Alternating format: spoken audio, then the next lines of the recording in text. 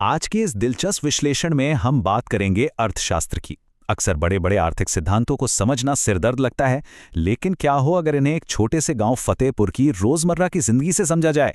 आइए बिना देरी किए इस मिनी इकोनॉमी के सफर पर चलते हैं और उत्पादन के बुनियादी अर्थशास्त्र को जमीनी स्तर पर समझते हैं। आज के हमारे एजेंडे में कुछ अहम बिंदु हैं। हम गांव की एक झलक से शुरुआत करेंगे, फिर उत्पादन का असली मतलब समझेंगे। इसके बाद उत्पादन के मुख्य साधन पूंजी को लेकर किसानों का संघर्ष, वस्तुओं के प्रकार और अंत में पूरी अर्थव्यवस्था की एक बड़ी तस्वीर पर नजर डालेंगे। तो चलिए शुरुआत करते हैं हमारे पहले भाग से, गांव की एक झलक। जब गांव शब्द जहन में आता है तो अक्सर कच्ची सड़कें और मिट्टी के घर याद आते हैं, लेकिन जरा फतेहपुर पर गौर करें। 1500 परिवारों वाला ये गांव बिल्कुल अलग है। यहाँ पक्के मकान हैं, शहरों से जोड़ने वाली पक्की सड़कें हैं और तो और बिजली का ग्रिड और सिंचाई के एकदम आधुनिक साधन भी मौजूद हैं। कहने का मतलब ये है कि ये कोई पारंपरिक पिछड़ी हुई जगह नहीं है, बल्कि अपने आप में एक तेजी से भागती गतिशील अर्थव्यवस्था है। अब बढ़ते हैं दूसरे भाग की ओर, जहां हम समझेंगे कि आखिर उत्पादन का असली मतलब क्या है। अर्थशास्त्र की दुनिया में उत्पादन का मतलब हवा से कोई नई चीज जादू से पैदा करना नहीं होता।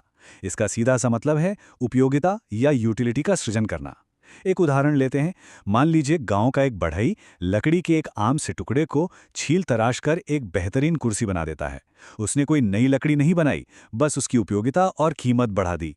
प्रकृति से मिली चीजों का रूप बदलकर उन्हें ज्यादा काम का बनाना, बस यही तो उत्पादन है। आगे आते हैं तीसरे हिस्से पर, उत्पादन के 5 मुख्य साधन।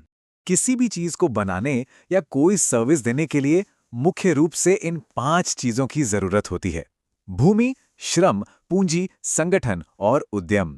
इसे बस एक चेकलिस्ट की तरह याद रखिए।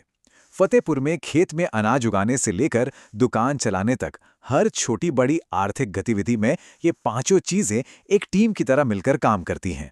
सबसे पहले बात भूमि यानी जमीन की करते हैं।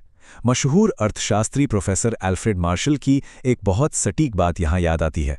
उन्होंने कहा था कि अर्थशास्त्र में भूमि का मतलब सिर्फ वो मिट्टी नहीं है जहां हल चलता है। इसमें वो सब कुछ शामिल है जो प्रकृति ने हमें मुफ्त में दिया है, जैसे जंगल, नदियां, धूप, हवा और खनिज। ये उत्पादन का एक ऐसा बुनियादी साधन है जो अपनी जगह पर स्थिर रहता है। अब जरा इन चौंकाने वाले आंकड़ों पर ध्यान दीजिए। ये सिर्फ कुछ प्रतिशत नहीं है, ये गांव की पूरी अर्थव्यवस्था की दशा और दिशा तय करते हैं। फतेहपुर की 80% आबादी छोटे और सीमांत किसानों की है, लेकिन उनके पास कुल जमीन का महज 36% हिस्सा है। वहीं दूसरी तरफ सिर्फ 20% बड़े और मध्यम किसानों ने 64% जमीन पर कब्जा कर रखा है। चूंकि जमीन को रबर की तरह बढ़ाया नहीं जा सकता, जमीन का यह भारी असमान बंटवारा गांव की माली हालत पर बहुत गहरा असर डालता है।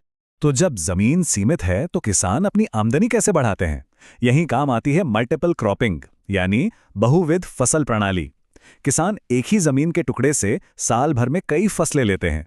जैसे मॉनसून में खरीफ की फसल में धान बो दिया, सर्दियों में रबी की फसल में गेहूं और बीच के खाली समय में आलू या सब्जियां उगा ली।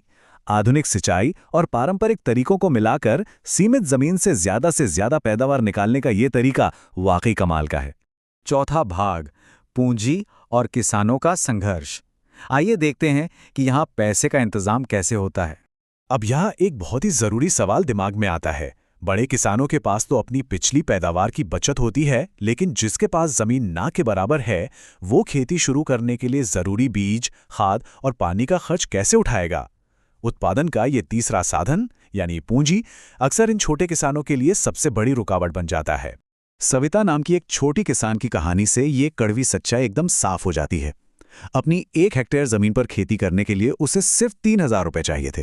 बैंक से लोन नहीं मिला तो मजबूरी में उसे गांव के ही एक बड़े किसान से कर्ज लेना पड़ा, और वो भी 24% प्रति माह की शोषक ब्याज दर पर। बात यहीं खत्म नहीं हुई। उसे शर्त माननी पड़ी कि कटाई के वक्त वो उस बड़े किसान के खेत में महज 35 रुपए रोजाना की मजदूरी करेगी। किताबी अर्थशास्त्र और गांव की इस जमीनी हकीकत में यही एक बहुत बड़ा फर्क है। चलिए अब आगे बढ़ते हैं हमारे 5वें भाग की ओर, वस्तुओं और सेवाओं के प्रकार। उत्पादन प्रक्रिया के बाद मुख्य रूप से 2 तरह की चीजें बनती हैं।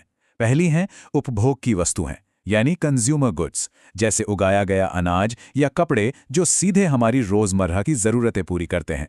दूसरी और बहुत ही महत्वपूर्ण श्रेणी है उत्पादक वस्तुओं यानी प्रोड्यूसर गुड्स की, जैसे ट्रैक्टर, मशीनरी या कच्चा माल। इनका इस्तेमाल आगे और पैसा या और सामान बनाने के लिए किया जाता है। किसी भी अर्थव्यवस्था में संपत्ति बढ़ाने के लिए इन उत्पादक वस्तुओं का होना बेहद जरूरी है। इसे किशोर के उदाहरण से समझते हैं, जो एक भूमिहीन मजदूर था। उसने एक बैंक से लोन लिया और एक भैंस खरीद ली। यहां भैंस उसके लिए एक उत्पादक वस्तु बन गई।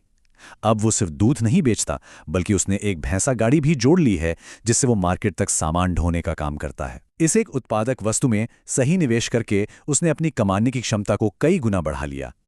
और अब हमारी चर्चा का आखिरी और छठा हिस्सा, अर्थव्यवस्था की बड़ी तस्वीर। यहीं पर उत्पादन का पांचवां और सबसे अहम साधन तस्वीर में आता है, उद्यम या साहस।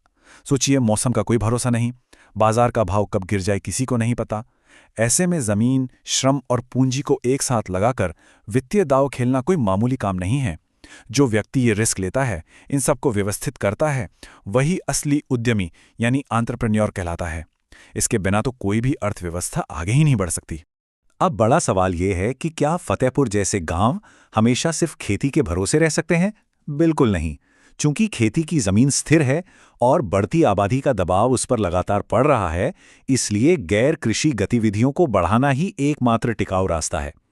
अभी स्थिति यह है कि 100 में से सिर्फ 24 लोग ही खेती के अलावा डेयरी, दुकान या परिवहन जैसे काम करते हैं। इस हिस्से का तेजी से बढ़ना बहुत जरूरी है।